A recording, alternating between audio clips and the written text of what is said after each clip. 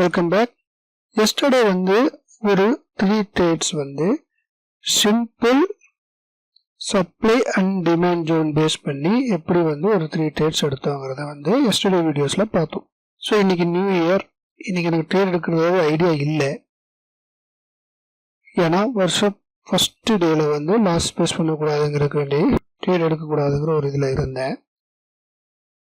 ஒரு லெஸ் குவான்டிட்டியில் ஒரு simple trade எடுக்கலாம் அப்படிங்கிற ஒரு பிளானில் இருந்தேன்.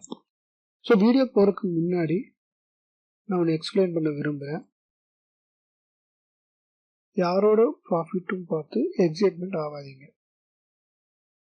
பர்டிகுலர் நம்மளாம் ஒரு மிடில் கிளாஸ் ட்ரேடர்ஸ். நம்மளுடைய ஃபினான்ஷியல் நீட்ஸ் நம்மளை இன்வெஸ்ட் பண்ண வச்சு லாஸை ஃபேஸ் பண்ண வைக்கும். ஸோ எவ்வளோ பெரிய ப்ராஃபிட், ஈவன் நான் கூட ப்ராஃபிட் காமிப்பேன், அந்த ப்ராஃபிட்டை பார்த்து எக்ஸைட்மெண்ட் ஆகாதீங்க. மார்க்கெட்டை பொறுத்தளவு லேர்ன் பண்ணிட்டு அப்புறம் ட்ரேட் பண்ணுங்க. சிம்பிள். ஓகே, இன்னைக்கு நான் எடுத்தது பிஎல் பிராமல் ட்ரேட்ஸ் எடுத்தேன். சிம்பிள் தான், ஒன்றுமே இல்லை. யார் வேணா ட்ரேட் எடுக்கலாம். ஃபர்ஸ்ட் அதான மொமெண்டமும் என்ட்ரி எக்ஸிட் கரெக்டாக குயிக்காக இருக்கணும். உங்களுடைய எக்ஸிகியூஷன் தான் மெயினே ஒழிய டிஃப்ரெண்ட் ஸ்ட்ராட்டஜி யூஸ் பண்ணுறதுல simply waste. Simple 15 minutes break அவுட்டே உங்களுக்கு நல்ல ப்ராஃபிட் தரும். நம்மளுடைய எஸ்எல், நம்மளுடைய என்ட்ரி, நம்மளுடைய எக்ஸிட் மூணுமே இம்பார்ட்டன்ட். சரி, ஓகே, வாங்க இன்னைக்கு நான் அந்த ட்ரேடை எப்படி 5 மினிட்ஸ்ல கம்ப்ளீட் பண்ணேன் அப்படிங்கிற விஷயத்த பார்க்கலாம். வாங்க வீடியோக்குள்ள போகலாம்.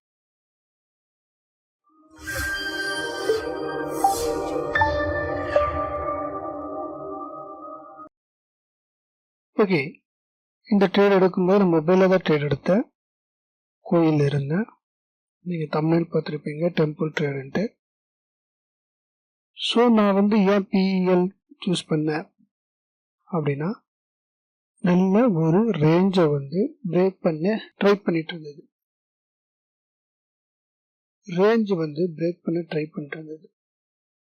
ஸோ டே டைம் ஃப்ரேம்ல பார்த்தீங்கன்னா நல்ல ஒரு இங்கே சப்ளை ஏரியா, இந்த பாக்ஸ் பார்த்தீங்கன்னா நல்ல ஒரு சப்ளை ஏரியா. இந்த சப்ளை ஏரியா பிரேக் பண்ணால் ப்ரைஸ் ஒரு ஆப் ரீட்டஸ்ட் அப். இது ஏற்கனவே எஸ்டர்டே வீடியோலேயே நான் சொல்லியிருப்பேன். ஸோ இப்போ இது என்னன்னா, ப்ரைஸ் மேலே போகிறது தான் ட்ரை பண்ணுது அப்படிங்கிற ஒரு கன்ஃபர்மேஷன் கிடைச்சிச்சு. Okay, another simple 1 hour time ஃப்ரேமை மாற்றிக்கோங்க. 1 hour டைம் ஃப்ரேமில் பாருங்கள், இந்த ரேஞ்ச், இந்த கோடு இருக்குல்ல, இந்த ரேஞ்சை பிரேக் பண்ணவனுடைய என்னுடைய என்ட்ரி நம்பர்கிட்ட simple 1 hour break out strategy அப்படின்னு போட்டிருப்பாங்க. சேம் தான். இந்த ட்ரெண்ட் லைனை பிரேக் பண்ணியிருக்கு, அதே சமயம் இந்த 1 ஹவரையும் உங்களுக்கு பிரேக் பண்ணியிருக்கு. ஜஸ்ட் 5 மினிட்ஸ் பாருங்க. நம்மளோட டார்கெட் எப்படி ஃபிக்ஸ் பண்ணுவோம்? எஸ்டர்டே நம்ம பார்த்தோமே, இந்த ரேஞ்சை பிரேக் பண்ணிச்சு. இந்த ரேஞ்ச் பாக்ஸோட 50% தான் நம்ம டார்கெட். நம்மளுக்கு 10 செகண்ட்ஸ்ல கொடுத்துருச்சு. இதில் பார்த்தீங்கன்னா உங்களுக்கு தெரியாது. நான் ஏன் இது வரைக்கும் வெயிட் பண்ணணும்னா, நான் கோயிலில் இருந்தேன். ஸோ நம்ம வந்த வரைக்கும் ப்ராஃபிட் போதும் அப்படிங்கிறதுக்கு வேண்டி நான் quick and exit, quick entry and quick exit ஆகிட்டேன். ஸோ என்னன்னு பாருங்க. உங்களுக்கு லோயர் டைம் ஃப்ரேமில் பார்த்தா தான் உங்களுக்கு தெரியும் அங்கே என்ன ரியாக்ட் ஆகிருக்கு அப்படிங்கிறது.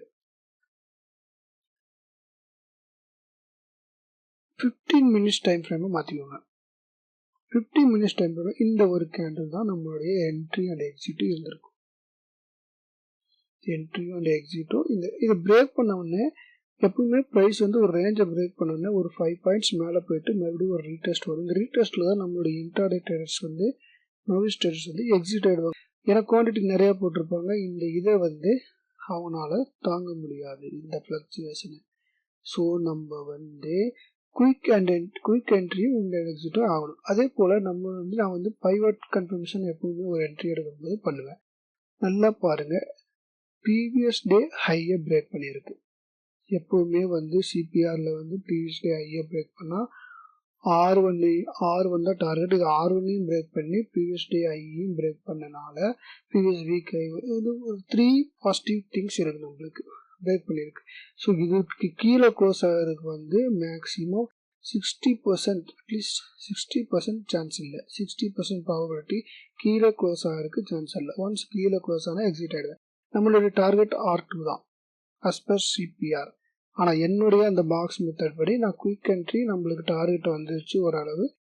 ஸோ நான் குயிக் என்ட்ரி குயிக் எக்ஸிட் ஆகிட்டேன்.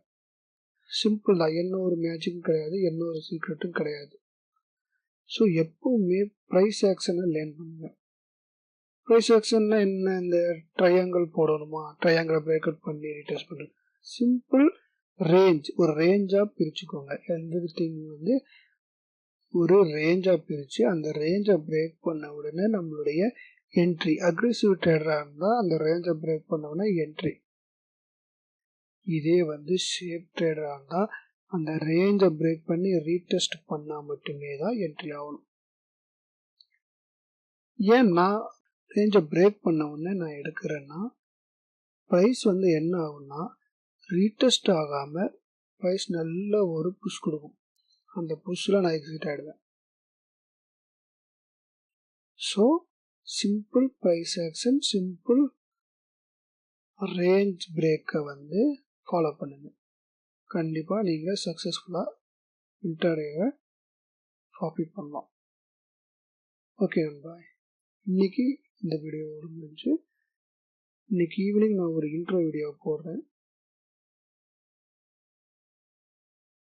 உங்களுக்கு இந்த வீடியோ யூஸ்ஃபுல்லாக இருந்தால் ஃப்ரெண்ட்ஸ் சர்க்கிளில் ஷேர் பண்ணுங்கள்.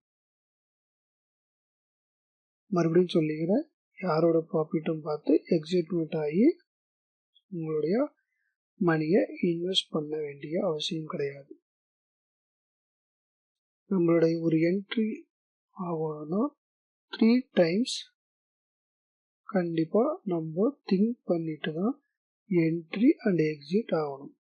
நம்ம என்ட்ரி ஆகிறதுக்கு முன்னாடியே நம்மளுடைய ரிஸ்கை கால்குலேட் பண்ணணும். ரிஸ்கை கால்குலேட் பண்ணாமல் நம்ம என்ட்ரியை ஆகக்கூடாது. என்னுடைய எஸ்எல் எல்லாமே க்ளோஸ் பேஸ்ட் எஸ்எல்லாக இருக்கும். நான் வந்து போர்ட்டலில் பேஸ் பண்ண மாட்டேன், க்ளோஸ் பேஸ்ட் எஸ்எல்லாக இருக்கும். மேக்ஸிமம் வந்து எஸ்எல் வந்து எனக்கு வந்தாலுமே நான் வந்து ஹை குவான்டிட்டி நம்ம எஸ்எல் ப்ரைஸில் போட்டு நான் ஏவரேஜ் பண்ணிடுவேன். காஸ்ட் வந்துடுவேன். அதனால தான் நான் வந்து எஸ்எல் ப்ரைஸ் பண்ண மாட்டேன். ஆனால் நீங்கள் பிகினர்ஸாக இருக்கும்போது கண்டிப்பாக எஸ்எல் போடுறது மிக மிக அவசியம். ஓகே, அவ்வளோதான் நண்பா. தேங்க்யூ ஃபார் வாட்சிங். தேங்க்யூ.